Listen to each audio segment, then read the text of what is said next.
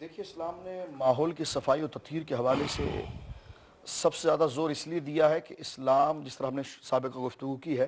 اسلام جب تطہیر کے اولین نقطے کا داعی ہے تو یقیناً وہ اس کو اختتام تک پہنچانا چاہتا ہے۔ اب دیکھیے کہ ظاہری سنوار اور زینت یہ اسلام کے اندر باقاعدہ شامل ہے۔ اللہ رب العالمین نے قرآن میں بھی زینت کی دعوت مرحمت فرمائی، اور خود سورہ اللہ رب العالمین نے ارشاد فرمایا کہ کون ہے جو اللہ کی پیدا کی ہوئی جو زینتیں ہیں اس کو حرام کرتا ہے۔ یعنی اللہ رب العالمین نے جو زینتیں لوگوں کے لیے پیدا فرمائی ہیں، لوگ اس سے استفادہ کریں۔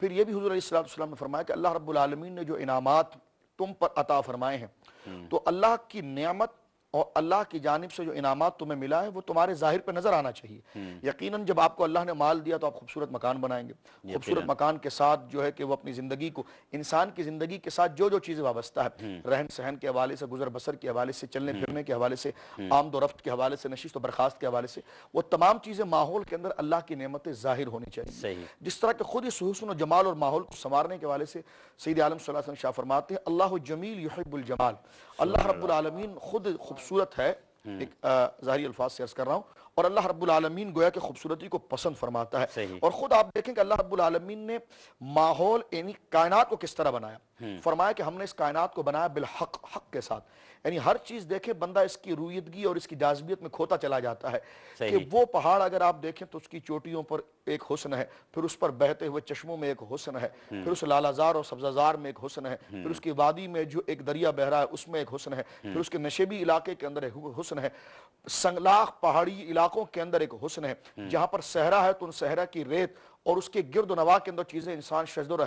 حیران ہو جاتا ہے، بھلے موسم کی کیفیت میں اس کو کس طرح بھی گھیرا ہوا ہو، لیکن وہ موسم کی کیفیت بھی اس علاقے کے حوالے سے بے شمار چیزوں کے لیے مفید ثابت ہوتی ہے۔ تو المختصر یہ ہے کہ قرآن مجید برہان رشید نے اس کا بڑا خیال رکھا، انسان کی یہ تخلیق کی ہے، تو خود انسان کی تخلیق کے بارے میں اللہ رب العالمین نے ارشاد فرمایا کہ لَقَدْ خَلَقْنَا الْإِنسَانَ فِي أَحْسَنِ تَقْوِيمٍ،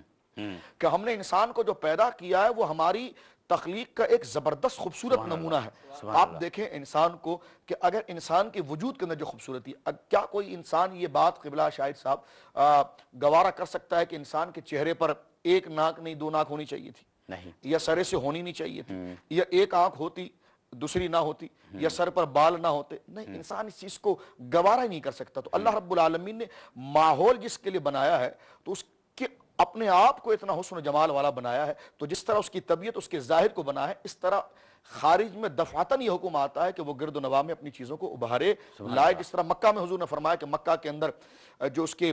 درخت ہیں، جو اس کے باغات ہیں، جو اس کا سبزہ ہے، اس کو توڑنا گویا کہ منع قرار دیا، اس کو چیرنا منع قرار دیا، اس کی زینت کو ختم کرنا منع، اس لیے اس کو حرم کہا گیا۔ یہی بات سید عالم صلی اللہ علیہ وسلم مدینہ منورہ کے لیے فرمائی۔ یہی سید عالم صلی اللہ علیہ وسلم نے جہاد یا دیگر اور معاملے پر جب مہم پر صحابہ کرام کو بھیجا ہے تو وہاں پر یہ خاص حکم بیان فرمایا کہ وہاں پر باغات، گلستان، بوستان اور جو رویدگی کی چیزیں جس سے انسان کی طبیعت میں جاذبیت پیدا ہوتی ہے، اس خدا کے حسن میں فساد پیدا مت کرنا، اس کو اپنی اصل حالت میں باقی رکھنا۔ سبحان اللہ۔ یہ تو